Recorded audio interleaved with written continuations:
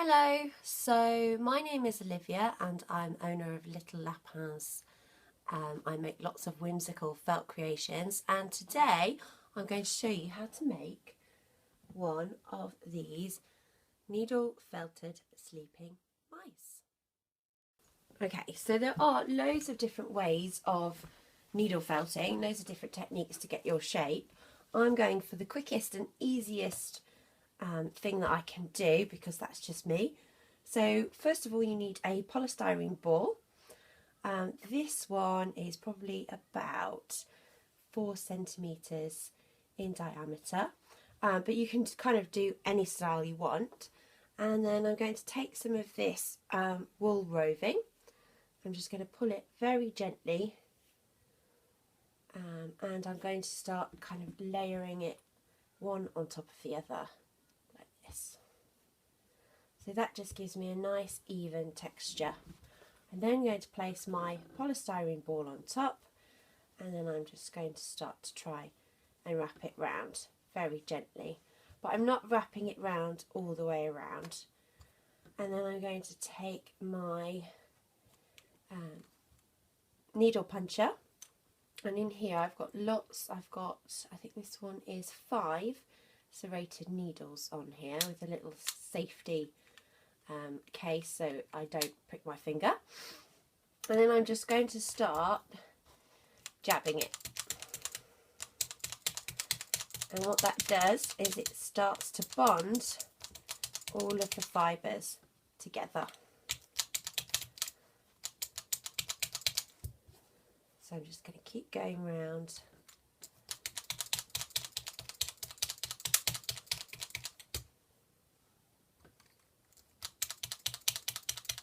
Creating my shape, and what I'm doing is I'm leaving a bit extra here on the top because this is going to form the head of my mouse. So you can see it looks a bit like a teardrop.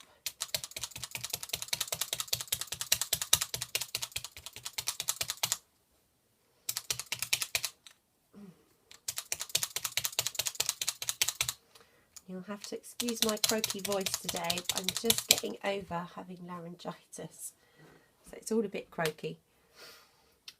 Now I'm going to just try and do a little bit more with a single needle. Okay, so now I'm going to start forming the face and the head. So all I'm going to do is try and make a bit of a teardrop shape.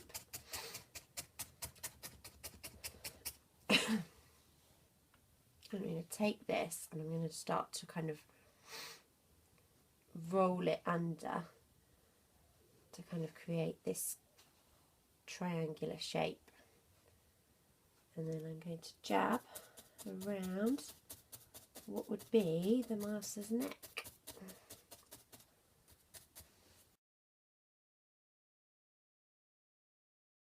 And what I want to try and do is create this little point, which is going to be the mouse's nose. It's a very cute little buttony nose.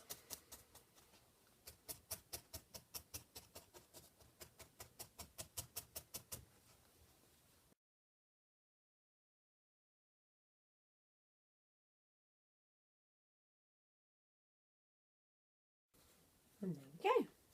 So that's the shape. What's going to happen is we're going to then make it look like he's sleeping a little bit later on. So now we've got that shape, we're then going to start to make his little legs and his little cute chunky thighs. So I'm going to take in the cream roving wool a few small pieces, probably about 8 centimetres long. It doesn't need to be that long, you can make it a bit shorter. And then I'm going to fold it in half, and then this little folded bit is going to turn into the little legs. So all I need to do is, again with my single needle, just jab it in place along the sides, And I'm going to leave that bit for later, and then now I can start shaping it around the front and just putting it into position.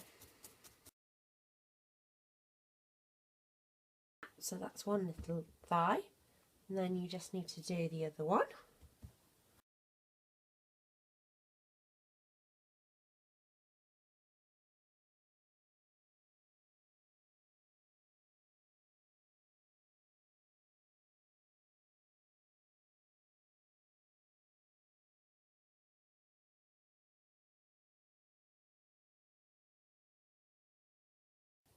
There we go, we've got his two little legs and his little chunky thighs.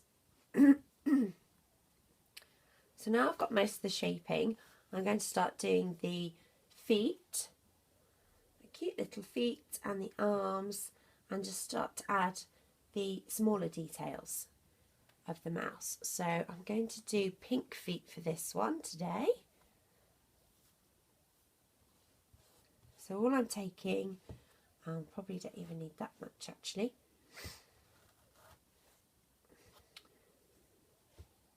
It's a very small piece, that's probably about 10 centimetres, but quite thin. And I'm going to fold it in half, double it over, and then using my 5 needle, just going to turn it into a single piece.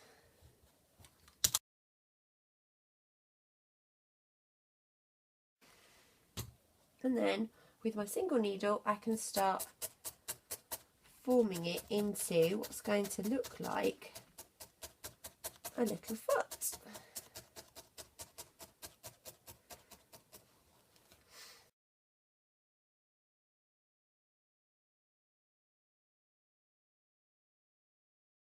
And the really lovely thing about this is you can make it however big or however small you want, because each one is supposed to look totally different from the other, and they have their own little characters and their own little personalities.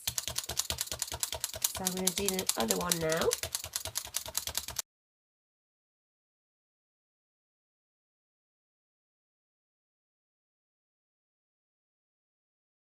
And all I'm using for a base is an old foam pad that you can get for making chairs, and it works perfectly.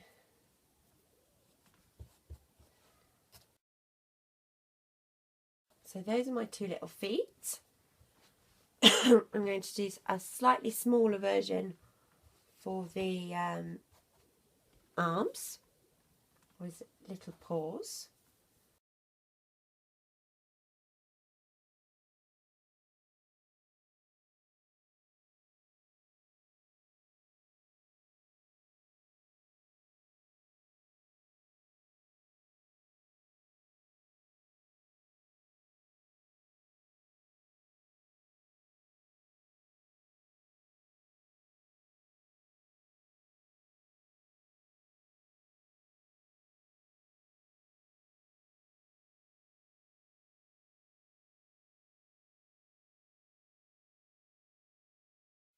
So I've got my two paws, my two legs. So I'm going to do the little paws first. So I just position them in where I think they should go.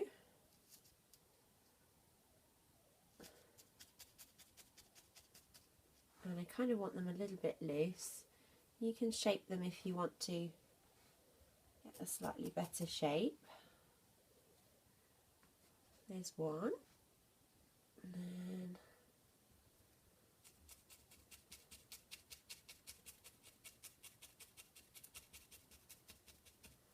the other. And it doesn't matter about this bit because this bit's going to get covered up later. Then I'm going to do the feet. And what I want to do is I want to make it look as though the foot's a little bit curled. So I'm just going to jab about 5 millimeters from the top, and that just makes it a slightly more three-dimensional shape. We've got little paws now. for the feet, and then those are going to go along the edge of the thighs and the legs that we made earlier on.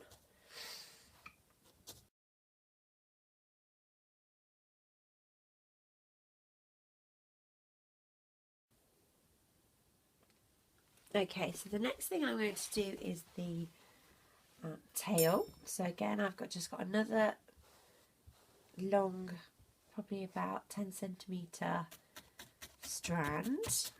Again, I'm just going to jab it to bond all the pieces together, and then I'm just twisting it as well with my fingers, and that kind of does the same thing.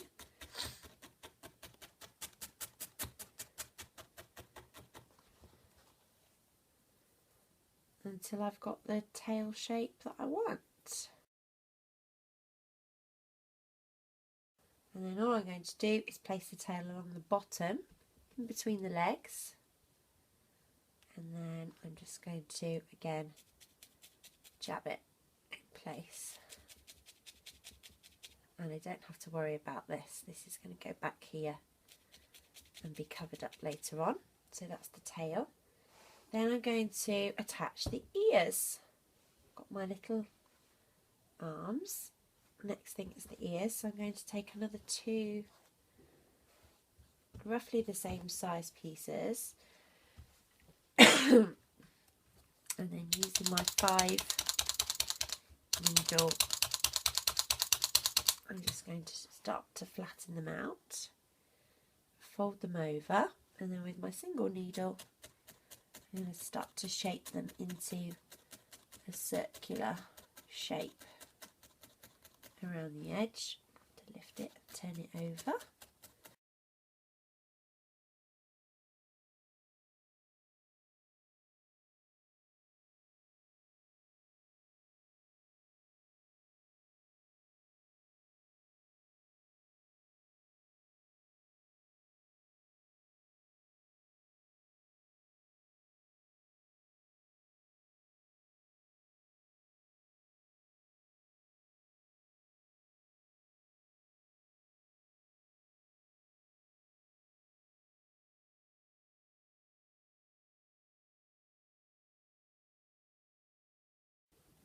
And then just to make them look a little bit more three-dimensional, I'm just going to fold it in half, and then just along the fold, I'm just going to jab it. And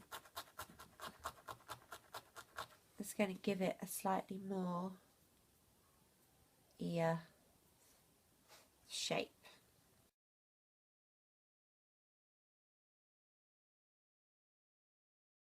And there we go. And I've got my 2 ears. And if you wanted to make them bigger, you could make them bigger or smaller. It's totally up to you and the character of your mouse. And then I'm just going to place them on top of the head where I think they might go and look natural. They're going to go there. And then with my needle, I'm just going to give it a couple of jabs to hold it in. Same with the other one, a couple of jabs. And there we go, I've got my 2 ears. And you can adjust them, if you want to take them off and change the position, you can do that as well. Now the next thing is to make a very, very, very tiny nose. So I'm just going to make a very small piece of pink felt.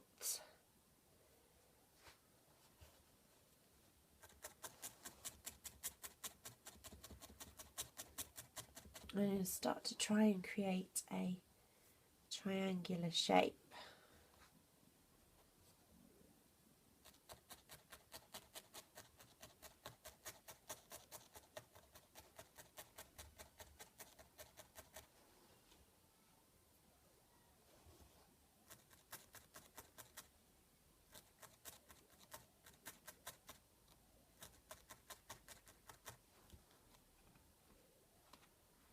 There we go. So we're going to place this on the tip of the face where the nose would go. There. Then I'm just going to lay the head flat onto my foam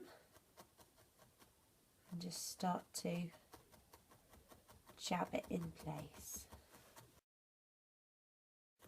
without jabbing my thumb. And there we go. And that's my little nose and my ears. So all that's ready now is to start putting the different coloured fur that goes along the head, top of the head, around the back, and then a little bit around the chunky thighs. And that's going to cover up all of these extra bits. Now, if you want to, you can trim them a little bit so there's not so much, but you really don't have to, because you will just cover it all up. But if it gets a bit confusing for you, you can just trim them a little bit. Okay, so I'm going to use this gorgeous tan wool roving, and I'm only going to need some really fine pieces to start with. So I'm just going to take a fine layer and I'm going to put this along the base, along the top of the head. And then I'm just going to start to, again, jab it in place. And that's going to cover up any of the extra pink from the nose, and also any extra pink that would be behind the ears. And you can just layer and layer, so you can have it as fine as you want or as thick as you want. There are no rules, because it's your mouse and you can have it looking however you would like it to look.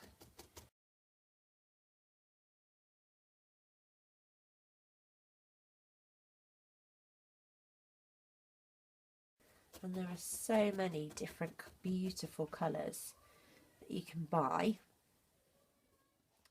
So they do, they have loads of colours. They have this gorgeous like light grey, they have this dark brown, lovely chestnut brown, this kind of fawny sandy colour, and these I all bought from Amazon, and I can put the link at the bottom as well as to the name of the shop where I bought it from on Amazon.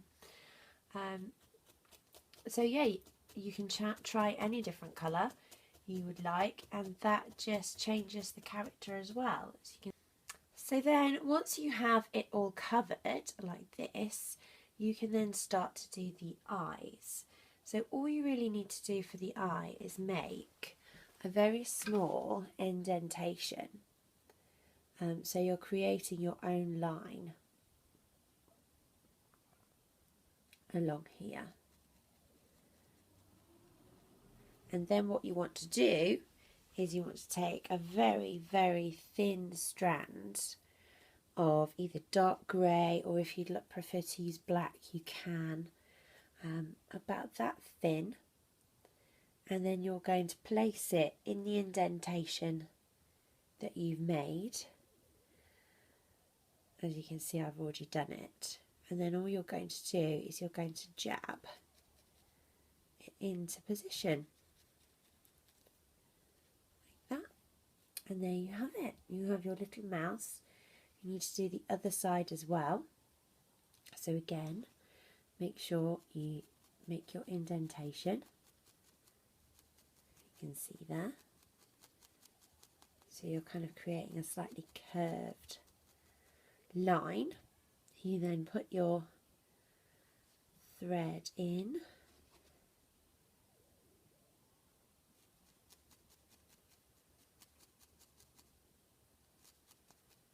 and that creates your eye shape. And it's always a little bit fiddly with these, but you can spend time getting it how you would like it, and you don't have to rush these. Quite a nice thing about it. It's quite relaxing to do. So there, and there you have it. There you have your little mouse.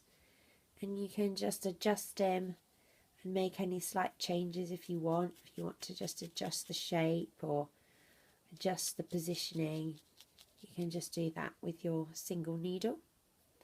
And there we go. There you have it, your little sleeping mouse. And as you can see, each one you make looks very different depending on how much of the wool roving you use and just how you shape it. These ones have got little mouths as well, which you do in exactly the same way as the eyes. And then you can kind of create little cheeks for them. We've gone for non-traditional colours on this one. So we've gone for a little pink mummy mouse or a pink daddy mouse. You can see they all look very different, but they are all very, very cute. And then you could attach some rope and have them as a hanging decoration, or you could just have them on a shelf somewhere. If anybody has any ideas of what they would do with them, I would love for you to comment and just let me know what you would do.